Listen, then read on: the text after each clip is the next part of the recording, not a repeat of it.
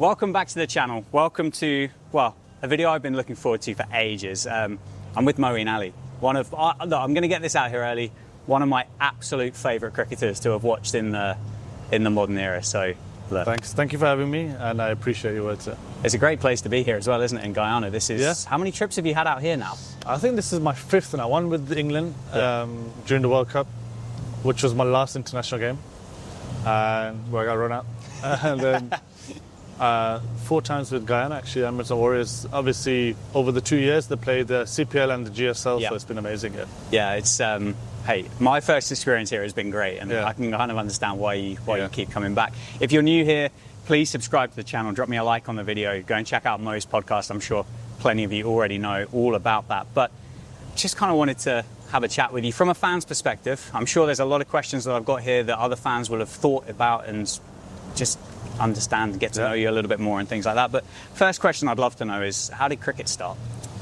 I think cricket just, my dad's passion for the game ran through the whole family. My brothers played, my cousin played, I played, and the community around, my dad's friends' kids also played.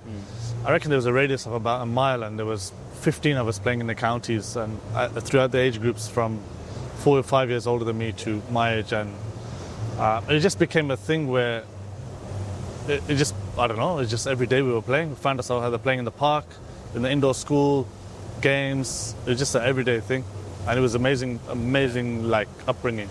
Do you think club cricket, do you think it's more popular now than what it was when you started? I know we had that incredible thing about 2005, which we'll talk about, because we're not that dissimilar in age. No. You started when you were so young. I didn't start till after 2005.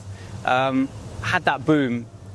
Is it more popular now, or? I do still think it's popular, but not as much. But I don't know if that feels because I was younger, and because I remember like overseas players to county players to very, very good club players. Yeah. And club cricket used to be extremely hard, honestly. As a youngster coming through, it was the first time I got sledged as a 15-year-old playing in the first. Do you remember what that first sledge was? Stick with you. Yeah, 100%. I mean, I went to drive a ball. I was 10 off.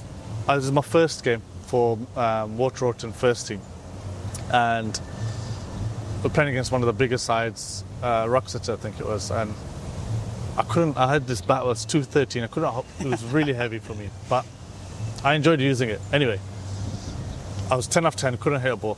10 off 10 overs, so I was struggling. Yeah. And this guy, I went to drive one, they all said I nicked it, I didn't nick it. I was 15, and then the whole team just came up, and I was like, what is this going on?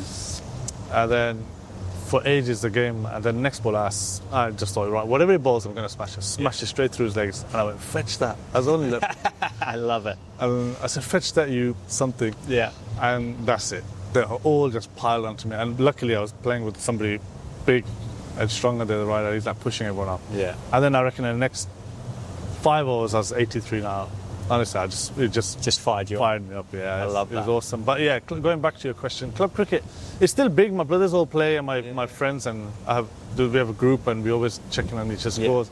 My nephew plays on this, so I think that's why for me it's still a big thing. But I don't think it's as popular as it was back in the day. Yeah. No. When was the last time you played? I reckon I played club cricket. I played for West Brom Dartmouth around, I want to say like 3-4 years ago. Yeah. I had an opportunity to play a couple of games.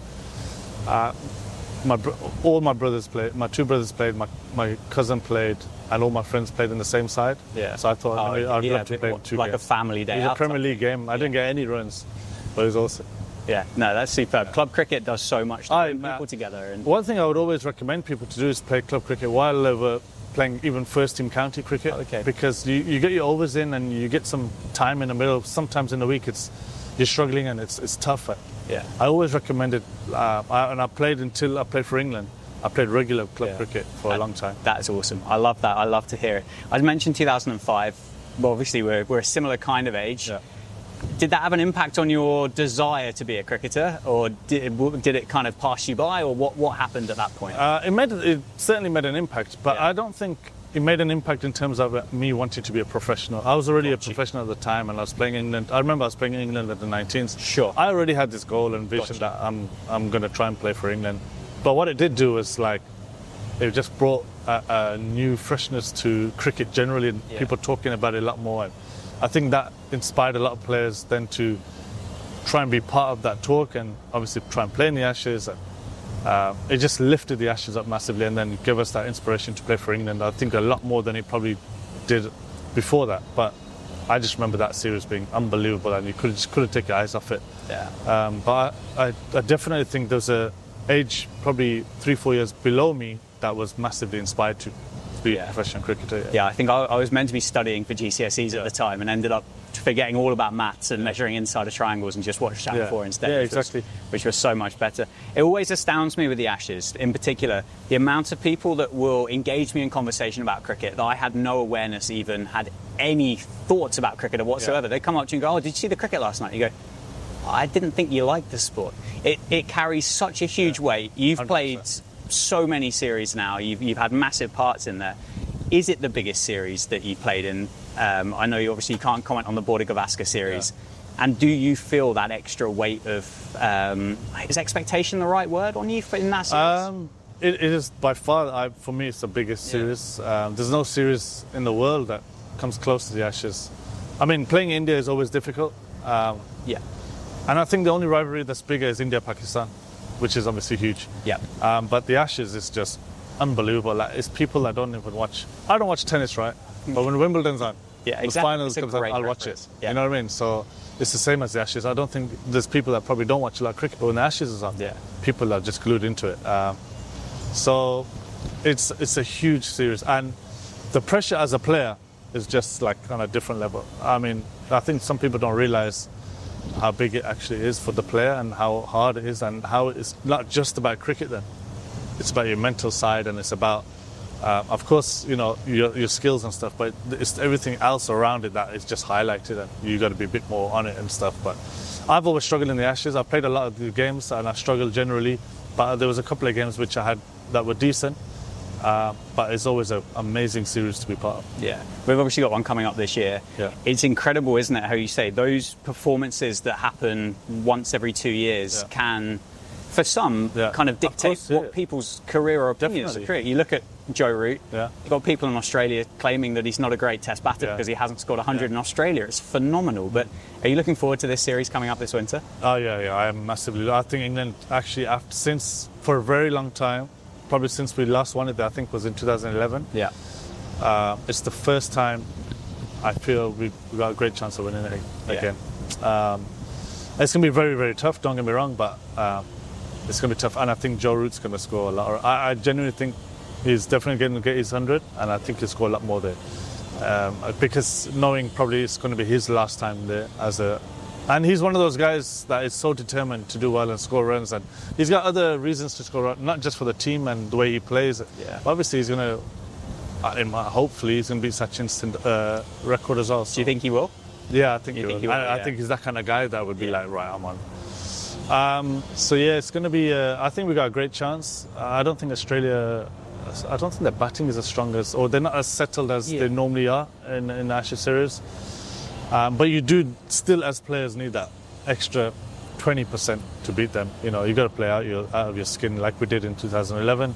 And I think Zach Crawley's going to be a huge player for him. Yeah. It's exciting. It's exciting to be an England fan. Not only because, as you say, there seems to be a few little cracks in that Australian team, but this England team at the minute and the way they're playing, the mindset that they've got it's inspiring, I think, for so many people. It's a cliched question. I'm sure you've been asked it loads. You'd have been the perfect player, wouldn't you, for this baseball world? You know, I was very lucky to play in the last series under Baz and Stokesy, and I really enjoyed it. But I did feel like it's obviously my back end of my career, and I'm a bit older, but I would have absolutely loved it if my career was, you know, I'm in the prime of my career under Baz. I think baseball, it would have been, not that I would have done any better or stuff, but I think it just would have helped me, and I would have had I do believe probably I would have been better. Just enjoyed the job, it, right? And not be afraid to make mistakes. I think there was times in my career where you were a bit afraid to make a mistake, and if you were seen getting out a certain way, it's like, I'm not in for the team, and the media were on your case a bit more and stuff like that, whereas now it's almost accepted that it's okay to play just put the pressure back on and some of the shots you're playing and stuff. So yeah, I think it would have been perfect for me. I mean, from a very, very distant perspective, it looks like a hell of a lot of fun. So yeah, it looks I can see why people would say that, absolutely. Current day, we said you're here in Guyana, you're playing for the Amazon Warriors. You've played in almost every T20 league around the world. I can't believe there's many that you wouldn't have done now. No. How much of an impact has that had on you as a human being, life, normal world, and then yourself as a cricketer as well? It's very different, obviously, to playing into like 10 years of playing for England, and things have just changed. Obviously, you have a bit more time at home. Yeah. But not as much as people make out. People think, obviously, because not everyone follows these leagues, and so some people are always like, "Where are you?" Whereas when I played for England, everyone knew exactly where I was at. So yeah, it's good, but it's just different. It's not the same, to be honest with you. I mean, it's great, but I think once you play international cricket and you finish international cricket and then you play the leagues, just the motivation's not as big, and it's not. I mean, it's there to do well for the team, and you want to win trophies. That's my motivation.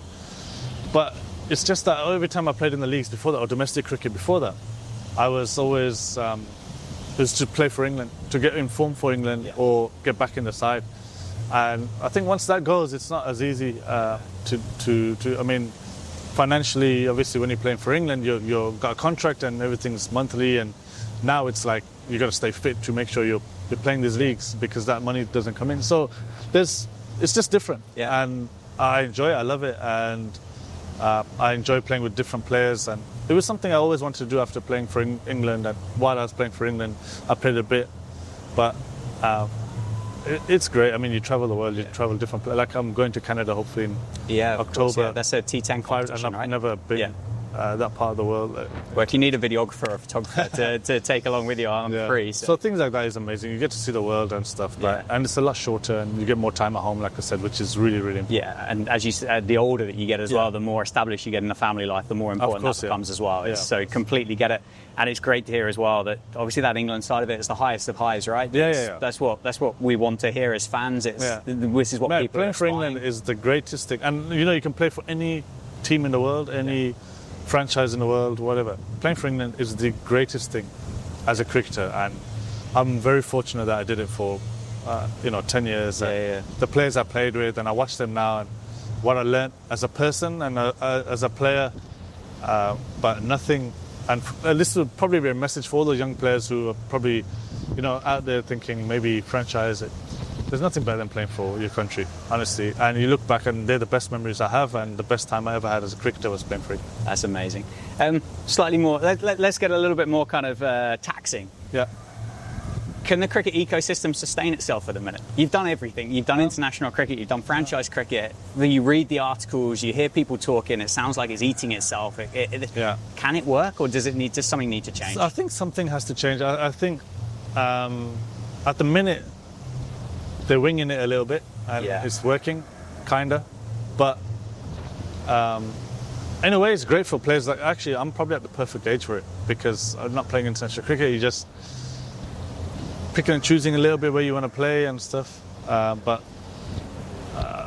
it's difficult because I think a lot of the players do want to play in the franchise leagues and stuff, but also at the same time everything clashes. There's no time for rest. There's so many leagues. Do you get to a position where you have a fear of missing out, if that makes sense? If you turn down a league for the first time because you wanted the month at home with your family, do you end up saying yes because you think they're not going to come back and ask me again? I think there's definitely players who have done that, and there's been times where people just say because just in case, and they offer you a 2-year deal now, which you can't really turn down and say, look, give me 1 year and then I'll sign, because things change quickly. So some teams try and tie you down with 2 years. Some teams are like, it's now or never, and that's the difficulty with it all. But also, like I said, at my age, it's perfect in a way because you can still you can go to one league and not go to one league. You can do these things, and the options are always there. So I do think it's a lot going on to fit everything in. But I do feel with so much clashing going on with the leagues as well, apart from the IPL, it's difficult to get the best players in those leagues, and that's why IPL obviously is the best one.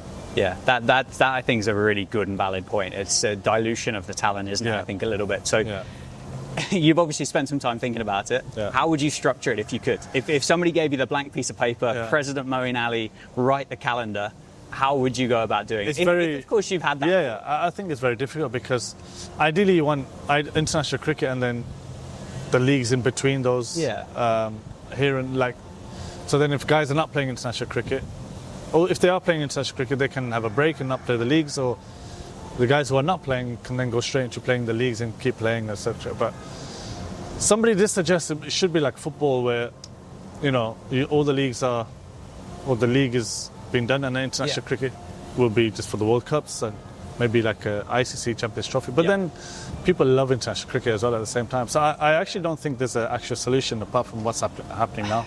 I have an idea for an ideal world situation. I don't think it'll work.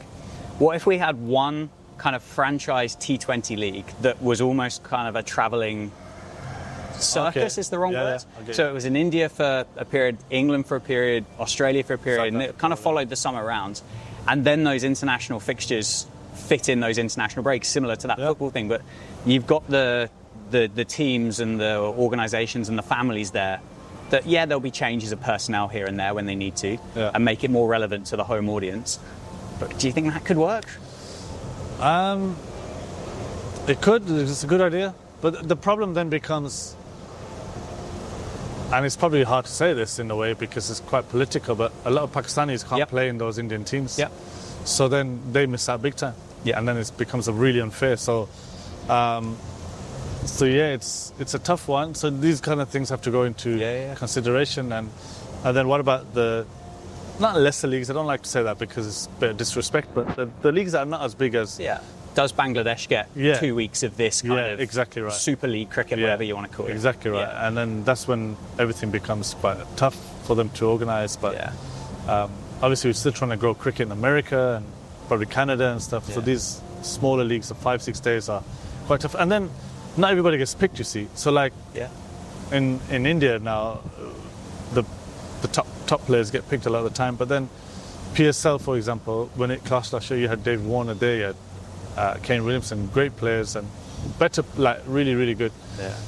And not everybody gets picked from PSL, so then it feels like great problems to have, but trying to figure it out is the danger is that it just explodes. We either need a longer calendar year or longer summers, like more days, more hours in the day. I'm not sure how it would work. But finally, as well, what's next for you? What's on the radar for you? On the radar is to play for as long as I can. I mean, I'm not as good as I probably was a few years ago, and I'm not scoring the runs that I was, but I still love playing. And in T20 cricket also it turns around, so I'm still all right, don't get me wrong, but knows his way around a cricket bat. I mean, I still love playing and stuff. You just don't train as much or train as hard as I probably used to in terms of, when you're playing all the time for England and stuff, and you just lose that sharpness, I guess. But I'm 38 now, and I'm slowly transitioning into coaching, and I was lucky enough to do a couple of days with England during the series against India. So that'll be hopefully my next goal, and should try and be obviously the best coach I can be as well. Love it. Thank you so much. Hey, it's taken until Guyana on the other side of the world to get you on a video, but it's been awesome. I appreciate it, mate. Thank you so much.